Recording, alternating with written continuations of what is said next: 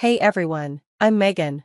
Growing up, I always felt like I was living in my sister Lily's shadow. No matter how hard I worked, how much I studied, or how many trophies I won, it seemed like I was invisible. Lily was always the favorite, the golden child, and my parents never let me forget that. In high school, I was at the top of my class and the captain of the track team. You'd think that would get me some recognition, right? Wrong. Every family dinner was all about Lily, her bakery projects, her weekend plans. If I tried to talk about my day, I'd get a half-hearted "that's nice, Megan," and then the conversation would go right back to Lily. It wasn't just annoying, it hurt deeply. To deal with it, I decided to focus on myself. I studied even harder, and when the time came, I earned a full scholarship to college. My best friend's dad, seeing what was going on at home, offered to help with any extra expenses. Honestly, he's been more of a father to me than my real dad ever was. One day, as I was packing for college, my mom walked into my room. She had that look on her face, the one she uses when she's about to ask for something. "Megan, we need to talk," she said, sitting on the edge of my bed. "What is it?" I asked, not looking up from my packing. "It's about Lily," she started. "Her bakery isn't doing well, and we've had to make some tough financial decisions to keep it running." I stopped packing and turned to face her. "What does that have to do with me?" "We've taken out a third mortgage on the house," she admitted, "and we're struggling to keep up. We need you to reconsider your scholarship, maybe stay home and help out with the family business." I couldn't believe what I was hearing. After all these years of them not investing in my future, now they wanted me to give up my dreams for Lily? "No," I said, standing firm. "I've worked too hard for this. I'm going to college." The rest of the conversation was a blur of yelling and crying. My dad called me selfish. Lily said I was ruining her life, but I didn't back down. The day I left for college finally arrived. As I packed my car, I felt like a weight had been lifted off my shoulders. I was finally leaving, finally starting my own life on my own terms. As I drove away, I didn't look back. I knew the road ahead wouldn't be easy, but for the first time, it was mine to control. It was a chilly fall evening, the kind of night that makes you appreciate being indoors. I was in my dorm, halfway through writing a sociology paper, when my phone rang. The screen showed my mom's name, and I felt a knot tighten in my stomach. I hadn't spoken to my parents since I left, and I wasn't eager to start now, but curiosity got the best of me, and I answered. "Hello? Megan, we need to talk." My mom's voice sounded strained, heavier than usual. "It's about the family." I took a deep breath, trying to steady myself. "What's going on?"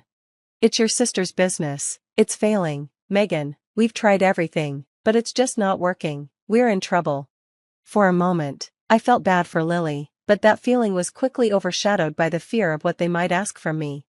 "I'm sorry to hear that, but I don't see how." "We took out a third mortgage to save the bakery," she interrupted.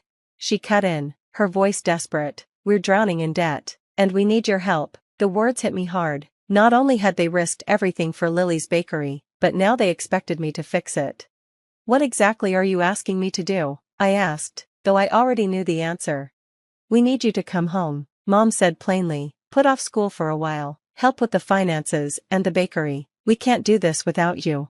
I couldn't believe it. They wanted me to give up everything I had worked so hard for, everything I had left behind, to fix their mistakes. Anger boiled inside me, but I kept my voice calm. "No, Mom, I won't do that. I'm not leaving school." There was a long pause, the silence hanging heavily between us. Then Dad's voice came through, harsh and accusing. "You're just going to let your family fail after all we've done for you?" The irony of his words made me want to laugh. "All you've done? Seriously?" I said. "I'm here on a scholarship, Dad, one I earned with no help from you." Mom tried again, this time with a gentler tone. "Megan, please, think of it as helping your sister. You wouldn't want her to suffer, would you?" But I had had enough of their guilt trips. Lily needs to handle her own problems. I have my future to think about. "You're being incredibly selfish, Megan," Dad snapped. "You're part of this family whether you like it or not." "I am," I replied, "but I'm not sacrificing my dreams for Lily's mistakes. I'm sorry you're in this situation, but it's not my responsibility to fix it." The conversation ended not long after. Dad muttered something about being disappointed before hanging up. I sat there with my phone in my hand, feeling both relieved and alone. It was the first time I had stood up to them so clearly, and even though it hurt, it felt right. I tried to go back to my essay, but my mind was elsewhere. I knew this wasn't over, they would come back, try to guilt me again, but I was ready for it. For the first time in my life, I was truly ready to stand up for myself. It was just another Tuesday on campus, full of the usual noise and energy, students walking around between classes. I was at the student center, grabbing a coffee before my next lecture, when I felt a chill. Looking up, my heart dropped. Standing across the room were my parents and Lily, their faces grim. I hadn't expected them to come here, to my world. As they approached, I could feel the eyes of everyone around us, curious about the drama that was about to unfold. Mom was the first to speak, her voice loud enough to draw even more attention. "Megan, we need to talk, now." Taking a deep breath, I stood firm. "We can talk, but I'm not changing my mind." Dad's face flushed with anger. "You're really going to embarrass us like this in front of everyone?" I glanced around. "It seems you're doing a fine job of that yourselves," I replied, my voice steady even though my heart was racing. Then Lily chimed in, her tone dripping with mockery. "Look at Megan, everyone, too good for her own family now that she's a college girl." I clenched my fists, struggling to stay calm. "This isn't about being too good, Lily, it's about me living my life, not cleaning up your messes." The argument escalated quickly, voices rising. Mom started pleading, tears welling up in her eyes. "Megan, please, we're your family, you can't turn your back on us." "You turned your back on me a long time ago," I shot back, my voice shaking with anger, "when you decided that Lily's bakery was more important than my future." Dad scoffed and shook his head. "You're just jealous of Lily's success." I let out a bitter laugh. "Success? Is that what you call bankruptcy and taking out a third mortgage?"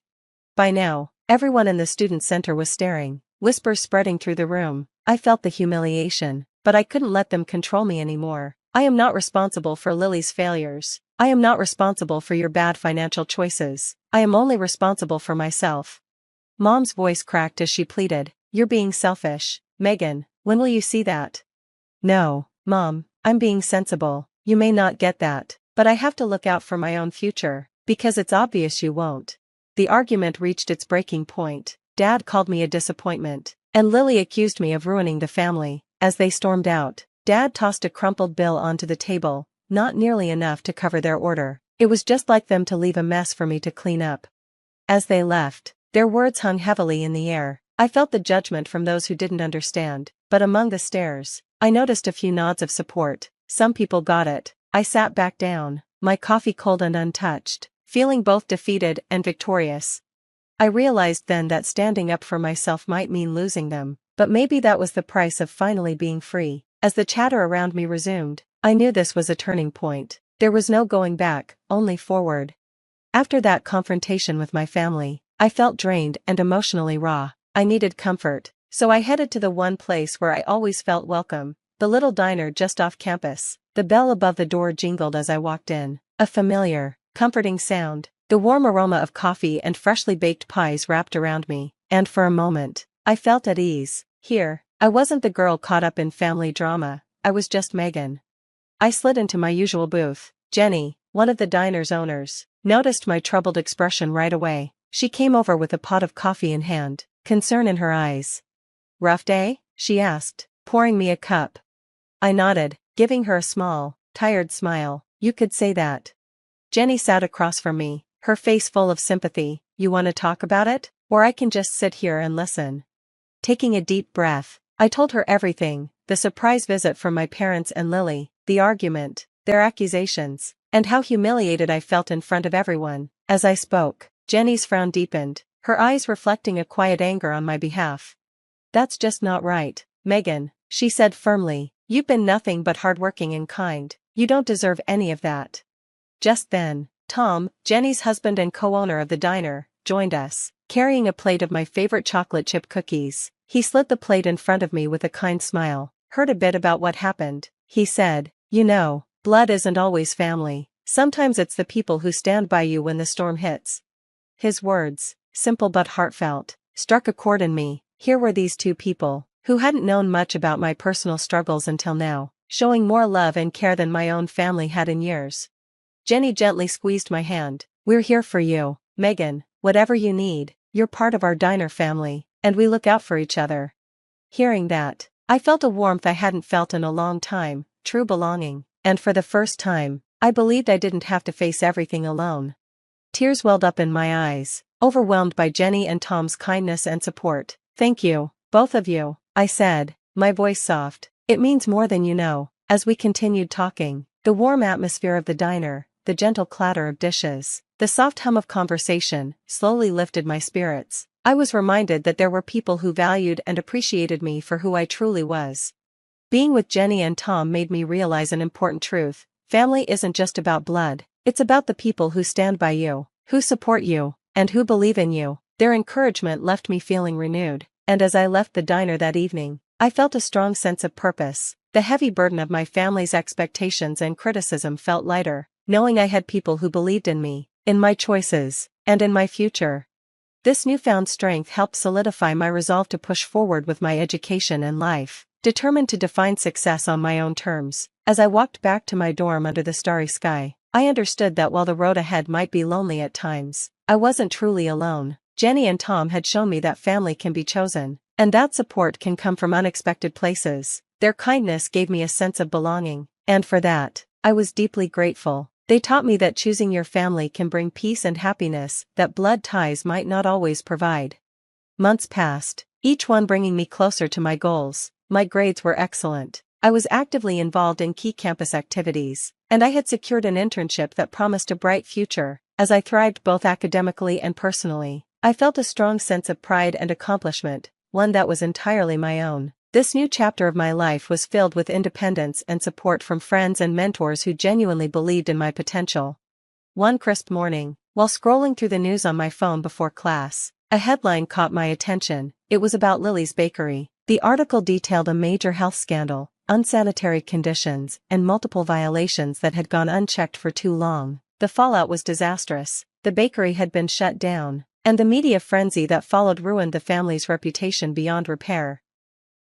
Sitting in the quiet of the library, I was flooded with a complicated mix of emotions. I took no pleasure in seeing Lily and my parents suffer, but there was a grim sense of inevitability about it. Their reckless decisions, years of bending rules and prioritizing Lily at all costs, had finally caught up with them. It was a stark reminder of just how far I had distanced myself from that world of chaos and neglect.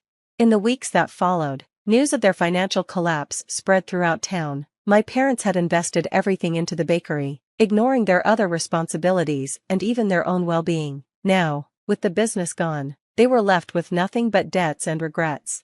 It was a harsh reality that my family had to face alone, one they had brought upon themselves. Despite the chaos unfolding back home, my life on campus was thriving. I often thought about the stark difference between my steady rise and their dramatic fall. But it wasn't just about money or reputation, it was about integrity, making choices that reflected my values and ambitions.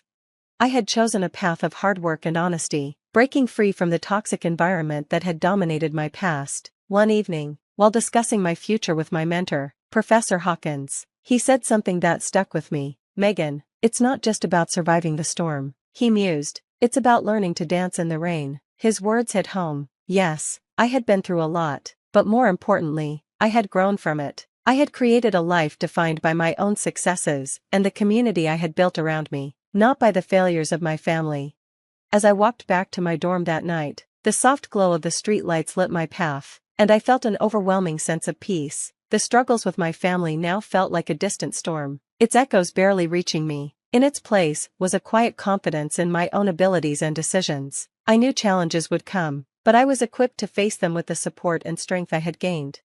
My family's downfall, while sad, was a direct result of their own choices, missteps that had led to their collapse. But I was building something different, something real, sustainable, and true to who I was. As I closed the door to my room, a smile crossed my face. It was the smile of someone who had not only survived, but thrived. I had taken control of my own destiny and was ready to embrace whatever the future had in store, with an unshakable spirit. That's the end of Megan's story. What would you have done in her situation? Would you have made the same decisions? Share your thoughts in the comments below, and don't forget to like and subscribe for more stories like this.